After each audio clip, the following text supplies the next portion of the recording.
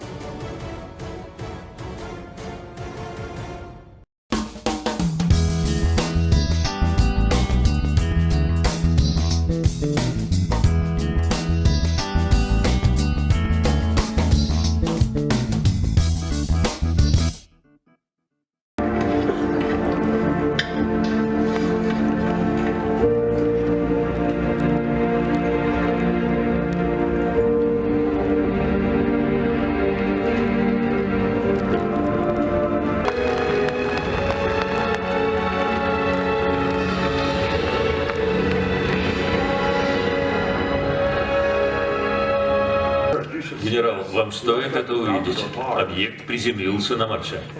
Сэр, у нас есть координаты. Жеке келечегимди сактап калгым келди. Мамам кабылга шанс аз эле болчу. Бирок бар болуп жүрөт анке.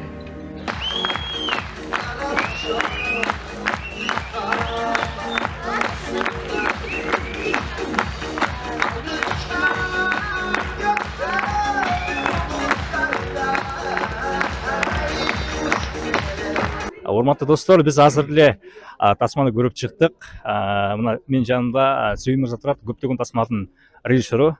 Сүйүнбек, айта кетсеңиз, режиссер катарында тасма кандай болду? Тасма өзгөчө тасма болуптур. Мен мына ошол 1 жыл мурун эле идеясын айтып чыкканда эле аябай кызыгып калгам да. Марска учкан кыргыздар деген бул ат өзү эле, идея өзү эле кандай сонун да. Анан мына бүгүн күбө болуп отурабыз. Аябай сонун тасма болуптур. Мен ишендим. Мындай чындап эле ошол Марстагы атмосфераны аябай сонун кылып беришиптир. Анан дайыма эле ошол америкалыктар эле куткара берет го дүйнөнү. Кыргыздар деле куткарыш керек экен. Окшошот экен да, кыргыздар куткарса деле. Айылдан чыккан жөнөкөй бир мугалим бир дүйнөнү куткарып атат. Өзгөчө сонун идея болуптур. Анан мындайча айтканда күнүмдүк баягы окшош тасмалардан дагы эле айырмаланып турат экен. Ошонусу аябай жакты. Андыктан тартуучу топко ыраазычылык билдирем. Кыргыз киносу ушинтип алдыга жыла берсин, өсө берсин. Мен 10-дон бал бергенде мен 10-дон эле берем. Жакшы тартылыптыр. Сценарий аябай жакшы, идея жакшы. Анан кыялдануу, максат коюу, бул эми баягы ойдон табылган нерсе да. Фантастика деп койсоң болот муну. Бирок кыргыздардын фантастикасы да. Жакшы, сонун. Жагымдуу кино. Өтө жакшы. Биздин бааттар баягы Марска учуп барып бүткүл дүйнөбүздү сактап калды да, тасмадачы. А сиз Марска учуп барсаңыз эмне кылмаксыз? Жана эме болду го. Тиги жандагысы Марска барып зара кылды го. Ачылышпы? Ачылыш кылды го. Биз эле ошондой бир кылмакпыз. Так. Андай ачылыштарды кыргыздар эле кылып алат экен. Көрсөттү ошондо. Марска бетте көрмөкмүн анда. Өтө жакшы, чоң рахмат. Урматтуу достор, менин жанымда Эркин Марс турат. Биз баягы тамашалап айтабыз, баягы Илон Марс деген сыяктуу кыргыздын дагы ошол Марсы пайда болду. Эркин Марс мырза. Эркин Марс мырза жөнүндө бир аз маалымат бере кетейин. Ушул тасманын идеясынын автору, өзү продюсер. Анан эң негизгиси тасмадагы башкы каарман. Айта кетсеңиз, бул идея кантип сизге мындай келди да? Эмнеден улам ушул идея пайда болду? Негизи мен мындай жеңил жумуш жасаганды жаман көрөм. Өзүбүзгө оорураак задания кылабыз. Анан биз кыргыздар негизи бийик элбиз да, улуу элбиз да. Анан Марска да жеткизип койсок кандай болот деп эле ойлодук ошону мененчи. Марска да башыбызды Марска да жеткизели депчи. Ошодон келди идея. Өтө жакшы. Негизи сиз өзүңүздөр баягы тасманы тартып жаткан учурда негизи актерлорду кандай критерий менен тандадыңыздар? Себеп дегенде бул суроону беришим керек. Мен каналымды болочок актерлор Бул жерде бул өтө туура суроо болду. Негизи биз кастинг менен башка актерлорду алышыбыз керек болчу. Бирок съемка өтө сложный болчу. Көп адам чыдабайт болчу. Биз ошол рискке барбастан өзүбүз ойнодук да. Себеби съемка 52 күнгө созулду. Бул жерде азыр тиги бизди кийген шлемдерди кийип жүргөн балдардан сурасаңар 1 сааттагы чыдаша албайт атат. Биз 7 саат отурганга туура келип атат ошол шлеммен. Может бирөө билбейм, бирок чыдай албай калышы мүмкүн болчу да. Биз ошол жагынан ачыгын айтканда корктук, ошон үчүн өзүбүз ойногонго туура келди да. Ошон үчүн ударды өзүбүзгө алдык да. Жакшы, тасма өтө кызыктуу тартылыптыр. Биз мен ишенимде калдым, мисалы үчүн кыргыздар деле барса болот турбай, жада калса мындай да ой келди. Маршка барган оңой эле турбайбы дегенчи. Бул баягы дайыма күлкү коштолуп турду. Анан айта кетсеңиз, негизи эсте кала турган жери кайсы болду мындай? Негизи биз күлдүргөнгө аракет кылбадык. Эмнеге дегенде, бул теманын өзү күлкүлүү болушу мүмкүн. Марска учкан кыргыздар, Марс анан кыргыз депчи.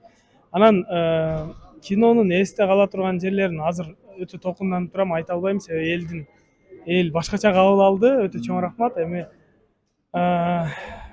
ошол скафандрда бир отурган жерде кыймылдабай 7 күн отурдук. 7 саат отурдук, 7 күн деп коем. 7 саат отурдук. Ошол эсте калды. Ошол. Жакшы, дагы бир суроо бере кетейин, акыркы суроо болсун. Кыргыз кино индустриясында цензура барбы? Мисалы үчүн биягын мындай кылгыла, мындай бул жерин алып салгыла деген мисалы. Бизде именно Кыргызстанда көркөм совет өтө туура карайт кинону.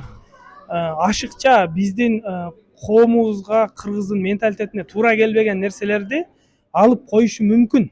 Бирок мен муну туура деп эсептейм. Ашыкча сөгүнгөн, ошондой нерселерди алып коет, өтө туура кылат. Биз кыргыз кинону көргөндө ата менен бала, эне менен кызы дагы чогуу отуруп көрө турган кинолор. Ошолордун ошол көркөм советтин бул ошол силер айтып аткан цензуранын ийгилиги болушу мүмкүн да. Бул нерсе керек.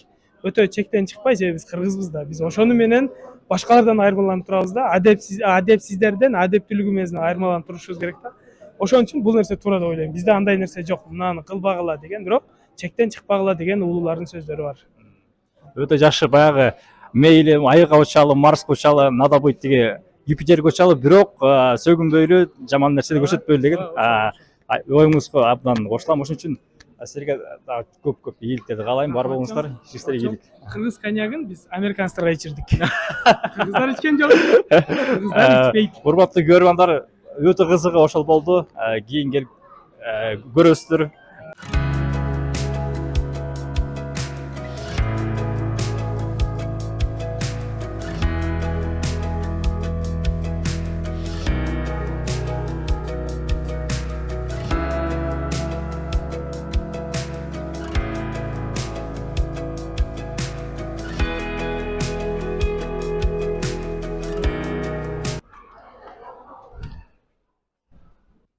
Урматтуу достор, биз азыр эле тасманы көрүп чыктык.